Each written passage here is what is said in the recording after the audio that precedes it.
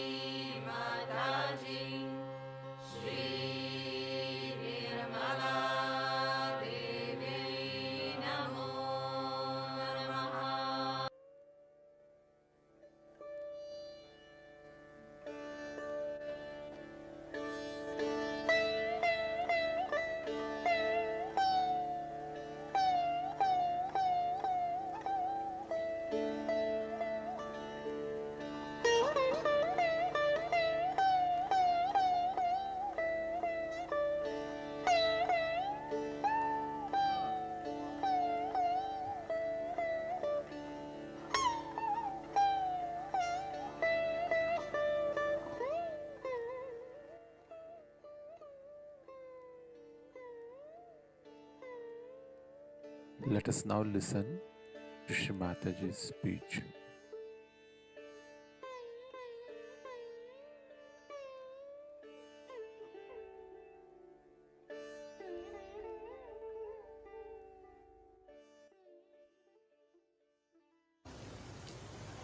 The silence must be established within and without. I must say for this, of course, Indians they know all that, so I would not say India's qualities, but Australia. I stayed there in all these ashrams. At Sydney, we had 50 to 60 people living there every day. I never heard a voice or even the movement of the foot till I was there. When I was there. And I was not there for a day or so. I was there for about 10-15 days. Not even the movement and the children crying, nothing. I never heard a sound.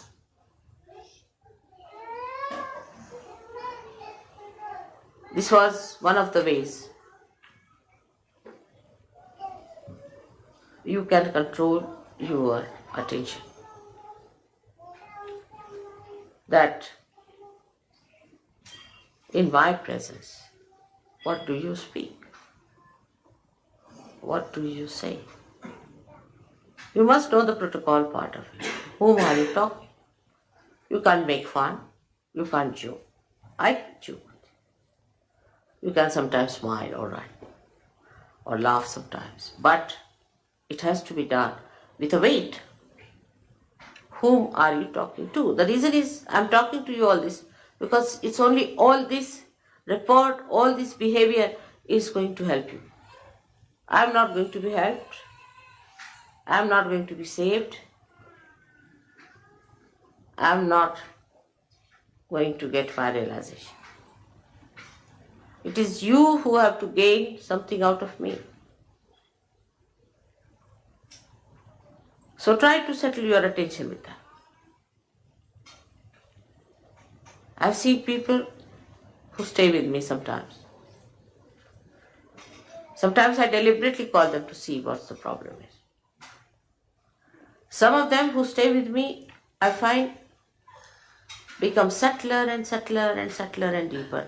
And some of them start taking advantage, taking liberties, then taking a kind of a course of life which is so mundane and so stupid that I can't understand.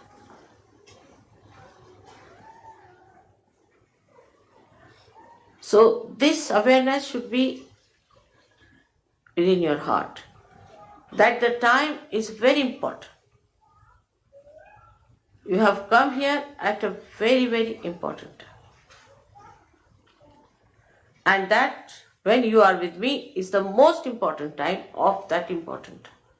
Historically, this is the most important time. And take full advantage in the real sense of the word. Some people think if they can get some money out of me, then it's a big advantage. All right, you can take it. Some people think if they can take some of my time, they are at a great advantage. All right, you can have it. Or some people think if they can take advantage of me, sort of feeling ego pampered or something, I'm a great lord and some sort of a thing, All right. But those who are wise take the best advantage. The best advantage is the growth within. So the first awareness has to be that you are such lucky people that before you stand someone who has the control over all the centers, over all the powers, or say who is all powerful. How much advantage you have taken of that is the important thing. Now where I stay, there are two places we can say in England and India mostly. And the contrast I feel English and Indian thing. In India, the more I have stayed, they become more protocol. Because they have old traditional training. But in England, I find people start taking advantage, making fun, joking. You cannot.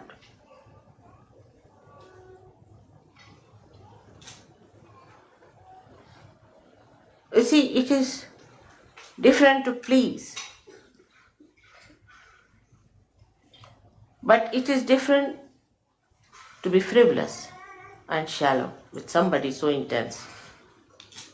For example, if there's a tin bowl and you take it under the Niagara Fall, what will happen to the tin bowl? It won't be able to bear even the slightest shower of that.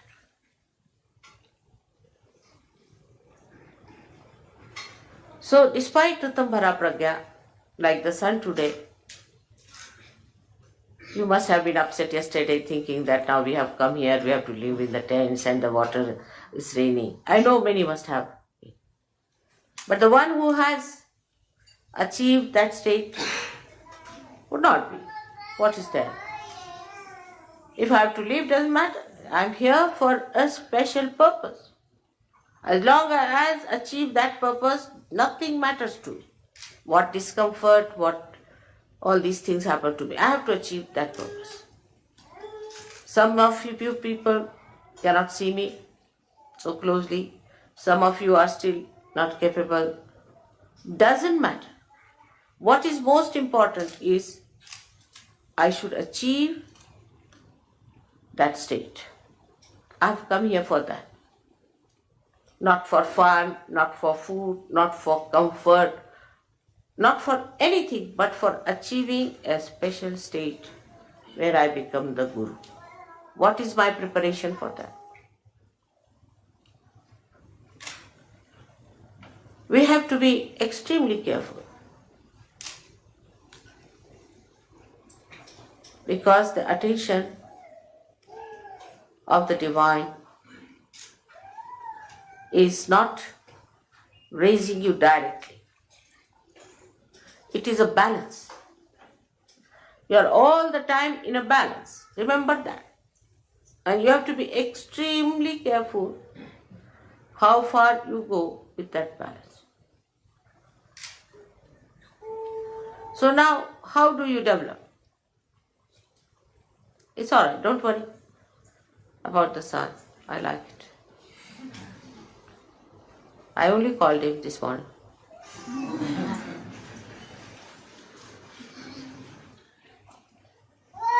So,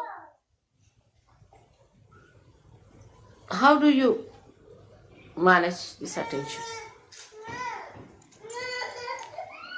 Now let us see what are the states of attentions are. Either your attention would be a cunning attention. Anything you see from a cunning angle. Many people develop that in an ego-oriented society. And moreover, if you are sort of possessed by cunning bhoots, then God save you and save others. Like the cunning attention would be that anything you see, you start thinking, what advantage I can take out of this? How much money I can save, you see. It's very, very quick. It would be cheaper this way. If I go by this way, I'll save some time. You see, save pounds, save time, save everything and save your own self. So just to save, you are going on. The attention becomes cunning when you try to save money. Save here, save there, with your own calculations. But if you try to save the money spontaneously, actually there's nothing to be tried, just it happens that you save. But the cunning attention tries all the time to be smart about things. It argues, it gives explanations. Is it better? These days it's such a cheap thing that you go mad, really. Like I had a ticket to go to America. I said, don't give me an expensive ticket first class, or I'll go buy a cheap ticket. So they gave me a ticket of such a kind that I would never have come back to London, at least for a year. And I would have lost in that American English, I tell you, somewhere. So it's so much I've worked out, this into that. That kind of a horrible attention is useless. Leave it. Forget it. With that saving also, I have not seen anybody becoming rich.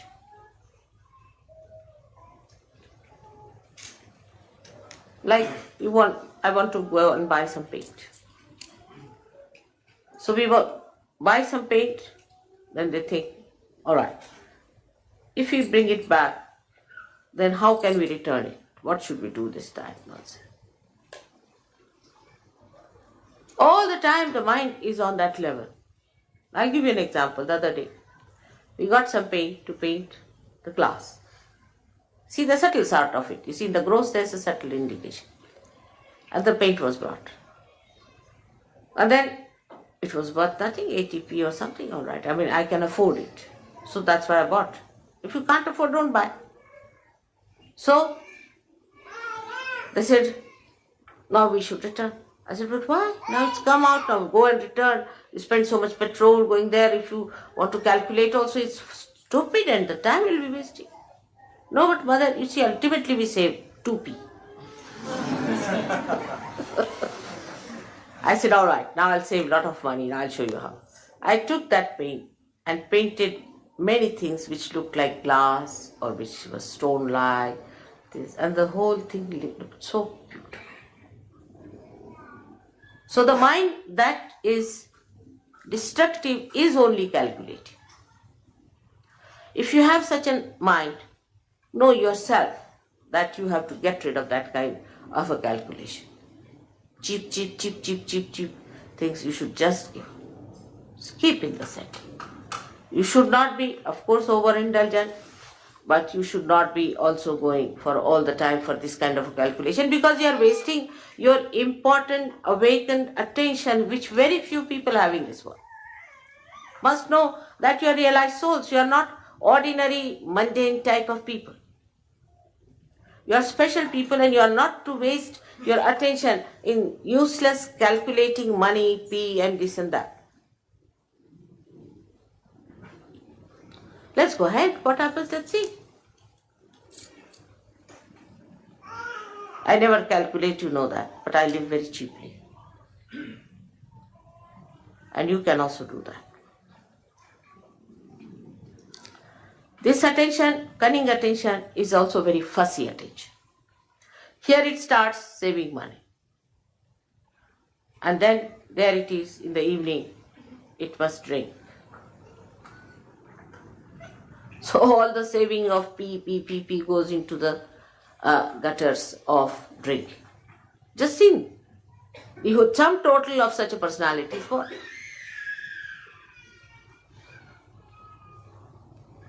So this mentality has to be controlled, especially for ego-oriented people are extremely calculating, most surprising. But the people like Indians who are not calculating are not so rich. They are very generous. They always have money for Sahaja Yoga. I've had never a problem of money with them. Never. Because they are not so calculating. To them, to do for others, not for yourself, but for others. To spend for others. If they have come to our house, all right, open your heart. Now this is the time to spend. Not for drinking and self-indulgence, but for the indulgence of doing for others. That's their practice and tradition. So, in this respect, you have to take to that tradition. Oh, they have come, let's spend now. What can we do?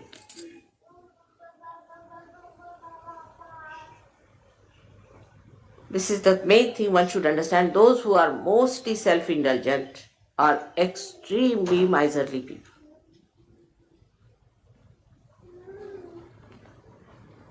So the attention which is cunning is the worst attention, because you see, cunningness also cheats yourself. It is cunning with you.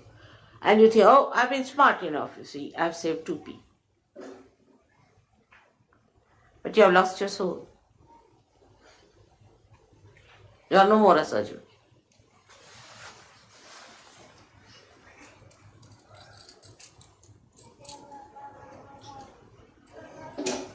I'll give you an example.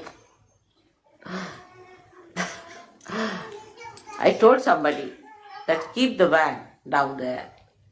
Go by train. This van seems to be a horrible van.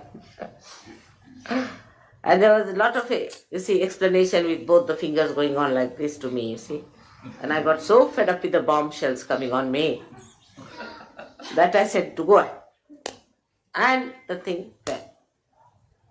And the thing got spoilt or whatever it is out of order now.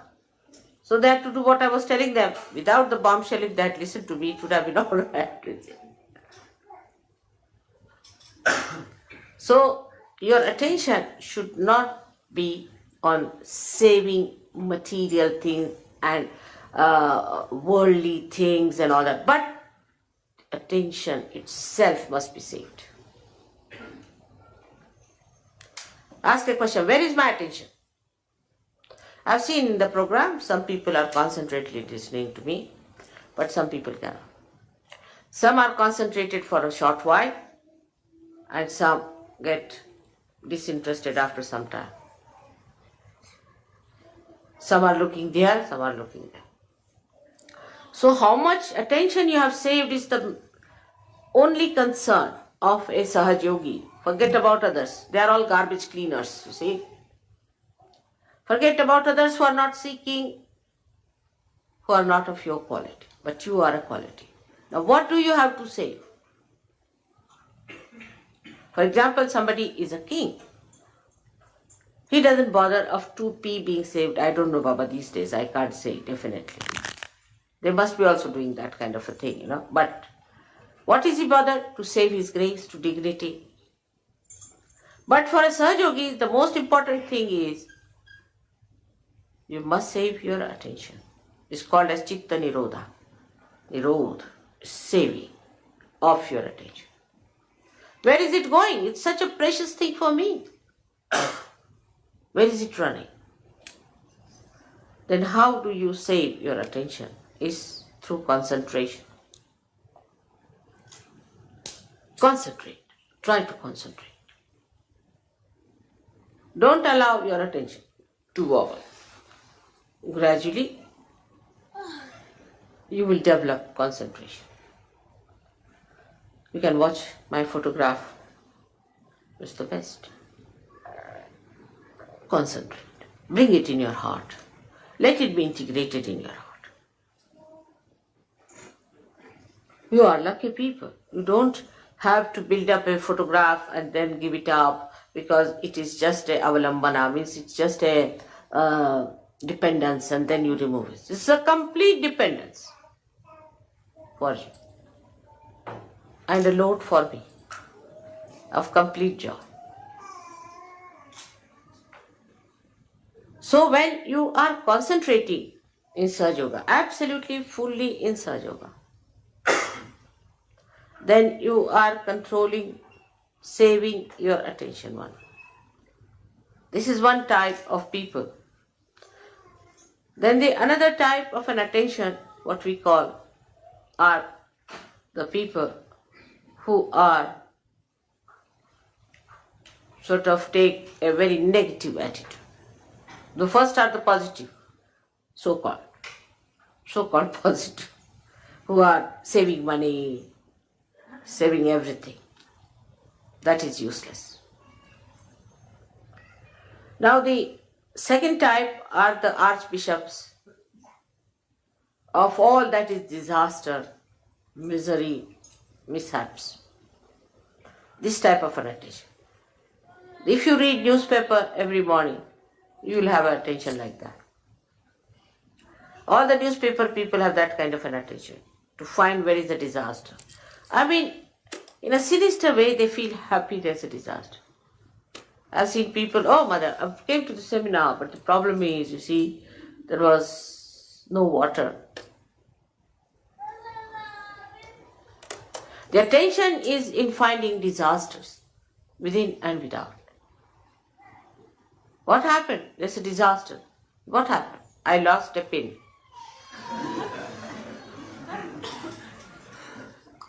Absurd to have such stupid ideas. They will cry and weep and make everyone miserable. Oh, I'm so miserable. What? My husband doesn't talk to me. Or my child is not with me. Such people are extremely self-indulgent as far as their relationships are concerned. They make everyone like that. Oh, the person didn't talk to me nicely, he was this way and that way. They feel hurt at the slightest touch.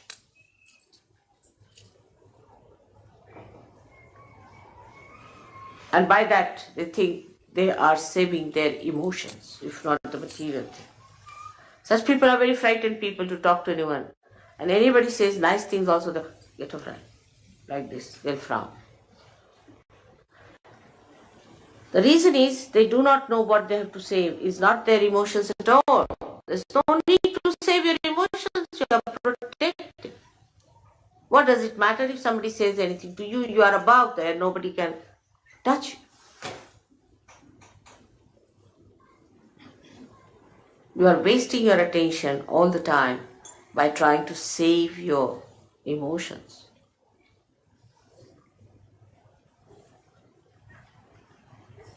There's nothing to be frightened of anyone.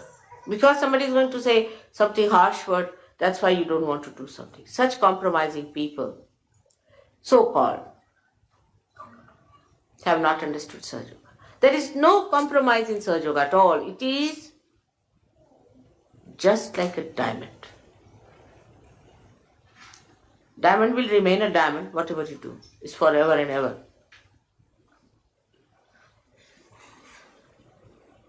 It's like that.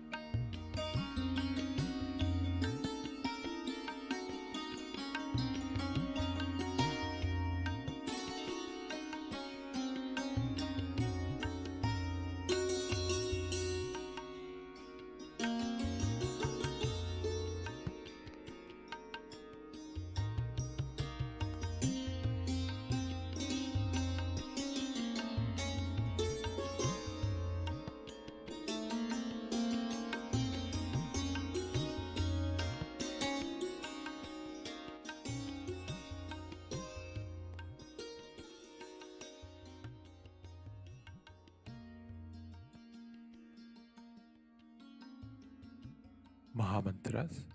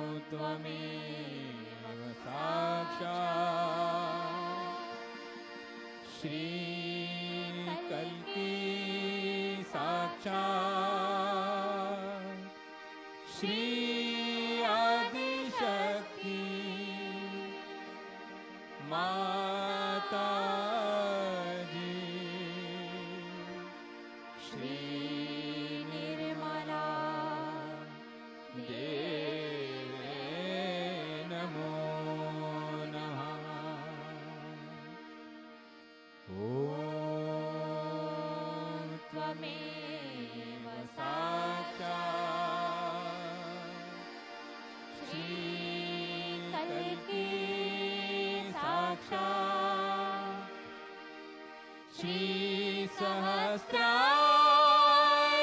स्वामिनी मोक्ष प्रदायिनी माताजी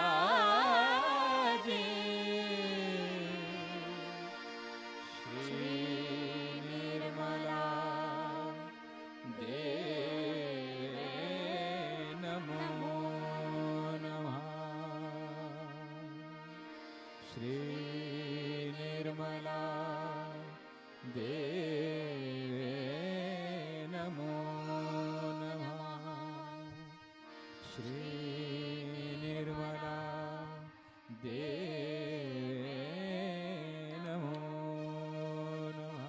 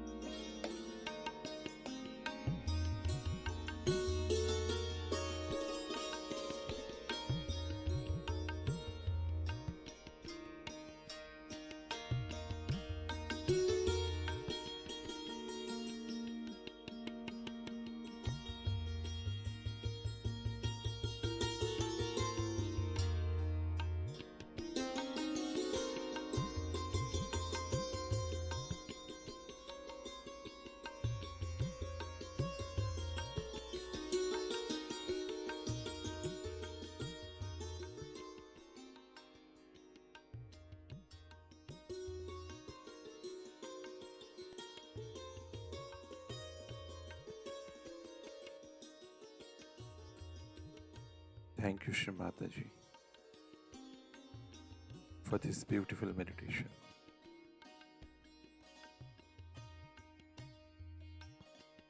Let us all bow down to Shri Mataji, raise our Mother Kundalini, and put bandhan.